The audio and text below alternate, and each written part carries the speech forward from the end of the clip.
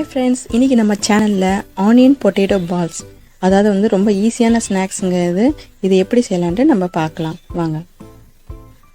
First வந்துட்டு ஒரு பெரிய சைஸ் அளவுக்கு உருளைக்கிழங்கு எடுத்துக்கோங்க. அதை தோல் சீவிட்டு நான் வாஷ் பண்ணி வச்சுருக்கேன். இதை வந்து நம்ம துருவிக்கலாம். இந்த மாதிரி நீங்கள் அந்த உருளைக்கிழங்கை வந்து துருவி வச்சுக்கோங்க. இந்த பாருங்கள், நான் துருவி வச்சுருக்கேன் இல்லையா, அந்த மாதிரி நீங்கள் துருவி வச்சுக்கோங்க. இது வந்து ரொம்ப ஈஸியாக செஞ்சிடலாங்க.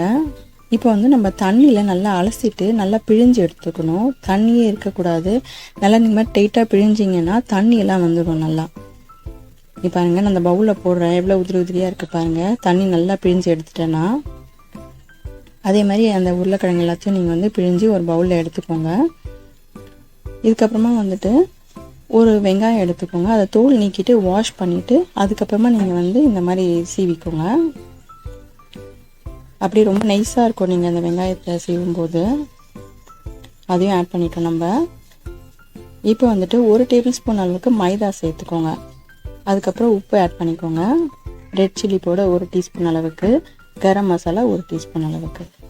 எல்லாத்தையும் நீங்கள் கலந்து விட்டுக்கோங்க. தண்ணி எதுவுமே ஊற்றவே கூடாதுங்க. இதுக்கு குழந்தைங்களாம் ரொம்ப விரும்பி சாப்பிடுவாங்க. சீக்கிரமான டைமில் செஞ்சிடலாம். ஸோ நம்ம இதை ரெடி பண்ணி வச்சுட்டோம். நம்ம இப்போ வந்து கடாயில் எண்ணெய் ஊற்றிட்டு சூடாகிறதுக்கு வெயிட் பண்ணணும். நீங்கள் வந்து எண்ணெய் சூடாச்சா இல்லையான்றதுக்கு கொஞ்சம் நம்ம ரெடி பண்ணி வச்சுருக்கிற அந்த பொட்டேட்டோ வந்து அதில் போட்டு பார்த்திங்கன்னா மேலே வரும் பாருங்கள். ஸோ இப்போ அந்த பால்ஸ் மாதிரி பண்ணிவிட்டு நம்ம வந்து அந்த எண்ணெயில் போட்டுடலாம். போடும்போது மீடியமில் வச்சுக்கோங்க. இந்த மாதிரி நீங்கள் அந்த பால்ஸ் மாதிரி பண்ணிவிட்டு அதை ஆயிலில் போட்டுருங்க. அப்படியே ஸோ இந்த மாதிரி இந்த பபுள்ஸ்லாம் வருது பாருங்கள். நீங்கள் வந்து மீடியமில் வச்சிங்கன்னா அப்போ உள்ளேயும் நல்லா வேகும். அதுக்காக தான்.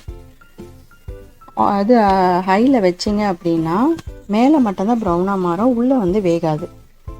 ஸோ நீங்கள் அதை மீடியமில் வச்சு நல்லா இந்த மாதிரி திருப்பி விட்டிங்கன்னா சூப்பராக ரெடி ஆகிடும். ஒரு உருளைக்கிழங்கு ஒரு வெங்காயம் இருந்தால் போதுங்க. இந்த ஸ்நாக்ஸை ஈஸியாக செஞ்சிடலாம். நல்லா ப்ரௌனாக ஆகிடுச்சு பாருங்கள். ஸோ நல்லா யம்மியாக இருக்குது பார்க்கவே. இதை வந்து நீங்கள் டொமேட்டோ கெச்சப்போட வச்சுன்னு சாப்பிட்லாம். சூப்பராக இருக்கும். பார்க்க எப்படி ருசியாக இருக்குது பாருங்கள். சூப்பரான ஆனியன் பொட்டேட்டோ பால்ஸ் ரெடி.